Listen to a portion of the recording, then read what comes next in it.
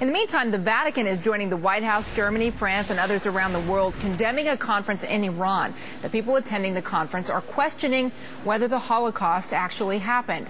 The government in Tehran is challenging one of history's most documented events, the Nazi extermination of 11 million people, including 6 million Jews. Rita Cosby joins me. And Rita, the people participating in this conference come even from the United States, correct? They definitely do. Thanks, Contessa. That's right. David Duke is a former American politician and also a former leader of the KKK. He just spoke at this controversial conference, and he joins me right now live from Tehran. David, what are you doing in Iran? What are you doing at a conference which is basically debunking the Holocaust? The conference is dedicated, as its organizer said, to freedom of speech. And the fact is that in Europe there are men and women sitting in prison simply for uttering their opinion. Researchers, academics, there were 67 academics, college professors, and other academics from all over the world who have differing opinions on the Holocaust. Some who may have mainstream opinions, some who have controversial opinions. But it's a shame and a disgrace that there are people in European countries in prison for voicing an opinion. David Irving is sitting in prison right now for 3 years for simply uttering his opinion about the Holocaust. But David, I got to interrupt you because you're in Iran and you're in a country where they have jailed journalists, where they've closed newspapers, they've deported critics, where they have many people say doesn't have free speech. Isn't there some hypocrisy here? Well, there you go. Well, there you go. I'm that's a perfect example.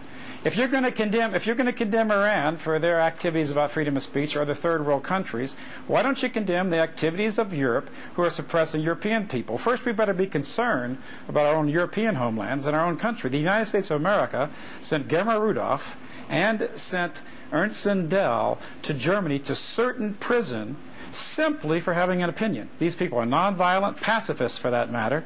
They don't advocate any sort of hate. They are simply researchers.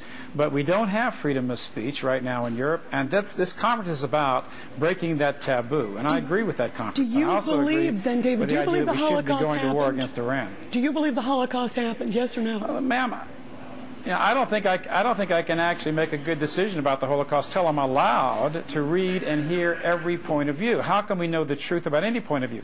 And there's two issues here. But David, one is freedom of speech. What do you say to wait. Now, David, why don't you defend? What do you say to all the historians who say 11 million people died? You're saying that was all made up? Well, let me tell you something to you.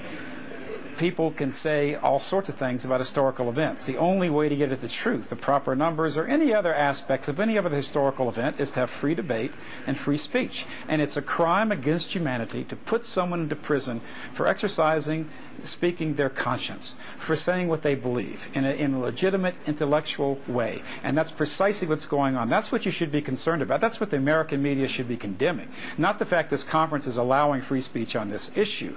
That's what they should be concerned about. America basically sent 2 Europeans to prison, to Europe, where they went to prison for uttering their opinions. But do you understand, David, why so many people are so disgusted and find it so vile that all these people died, and you're basically saying, or that conference is basically saying,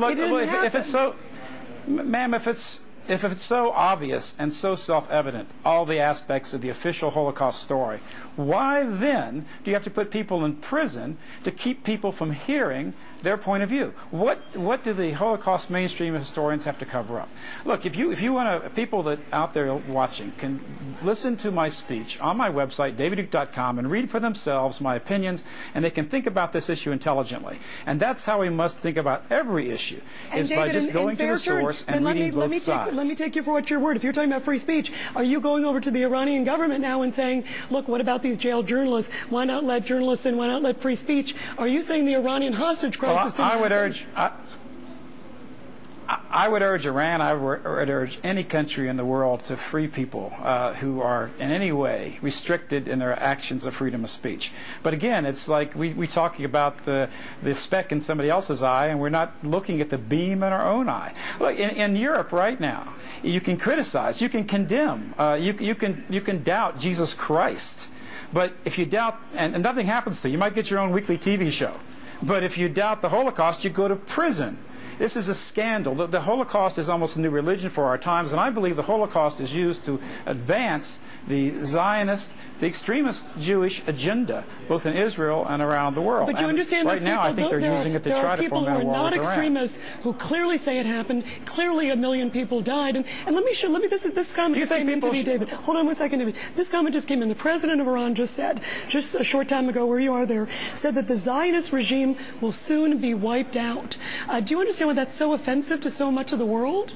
He didn't say that. No, he did. I'll read you the quote. In fact, I was there. I met. Ma'am, that's really a misquote. I was there. I met the man. I heard the words of my own ears, and I can provide tapes, I think, of the actual event. What he said is that just like the Soviet government is no more, that the Zionist government, a government that oppresses and has ethnically cleansed the Palestinian people, that commits torture, that's invaded Lebanon, that commits human rights violations, and that, by the way, has led America into the disaster of Iraq, because we're in Iraq, and America's in Iraq because the Jewish extremist neocons have brought us into Iraq. And David, have you talked to Iran about must be overturned just like the Soviet government was overturned. And David, go to my website, you make a fair point. But on the other hand, have you said to the Iranian government, stop meddling into Iraq, stop meddling into another country as well? I've asked some of the officials about some of those charges, and in fact I'm going to meet with the Iranian president privately very soon, and I'm going to address some of those questions. And even James Baker said that we need to increase a dialogue with both Iran and Syria. And I can tell you something, I have good relations, and I know the individuals and leaders of these countries, and I'd like to begin that dialogue. I think that Iran shouldn't be our enemy. Why should we be supporting Israel, which has violated every nuclear idea? They have nuclear weapons, chemical weapons, weapons of mass destruction. Iran has been a member of the Atomic Energy Inspection.